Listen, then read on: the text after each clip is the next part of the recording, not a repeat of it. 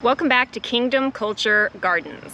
Today I'm going to show you guys, as you can see, I've got all my stuff planted, but I'm going to kind of walk you through how I did my tomatoes. Now the first thing you're probably wondering is, why do you have so many 5-gallon buckets in your garden? So my father-in-law actually showed me this, and they help protect against pests and also the wind. So as your plants are growing and maturing, from whenever you first plant them in there, you know, they're a little fragile, they're small, and a lot of rabbits and squirrels and birds will like to come along and kind of peck at your baby plants. So these buckets help keep those pests out and from nibbling on your plants. The buckets also help protect against the wind. So if you have some strong winds and maybe your stalks aren't quite sturdy enough to stand against the wind on their own, they protect against that. They provide a barrier. So what I do is, once the plants, as you can kind of see, my tomatoes are starting to pop out of the tops there a little bit. Once they're bushing up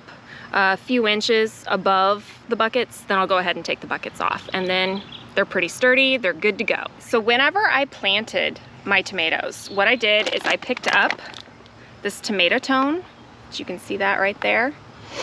And it just contains a lot of great nutrients to go ahead and get your tomatoes going. Now, whenever I planted my tomatoes, I planted them in a seed starting mix. So it was very sterile, not a lot of nutrients to kind of allow those seeds to grow. And now I wanted to feed them. I wanted to get them some nutrients.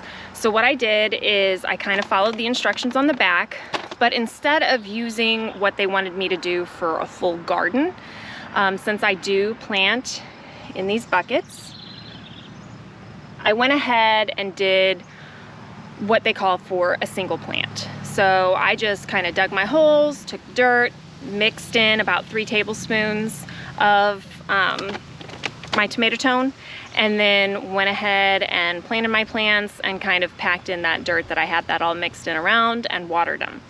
Now another thing that I did was, as you can see here, I put in a little bit of some cedar mulch. So that cedar mulch is going to kind of help maintain or retain some moisture for my tomato plants, and also help protect that fresh soil from running or erosion or anything like that. Now, one thing about these 5-gallon buckets too is they kind of create like a little mini greenhouse effect, so they will keep heat in. Once the sun hits these guys and you stick your hand down in the buckets, you can feel that it's actually warmer inside of there than it is in the outside temperature.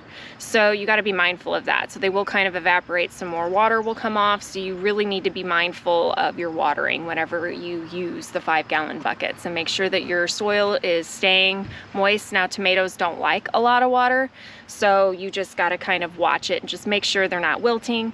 One thing tomato leaves will do whenever they don't have enough water is you'll see that curling of their leaf. So when you notice that, it's probably time to give them some water. Well, I want to thank you guys for clicking on the video. If you like the content, please click that subscribe button, click the like button, and also click the bell or ring the bell if you want to be notified of all of our new videos that we put out. I appreciate all of you guys for watching, and remember, sow those seeds of kindness.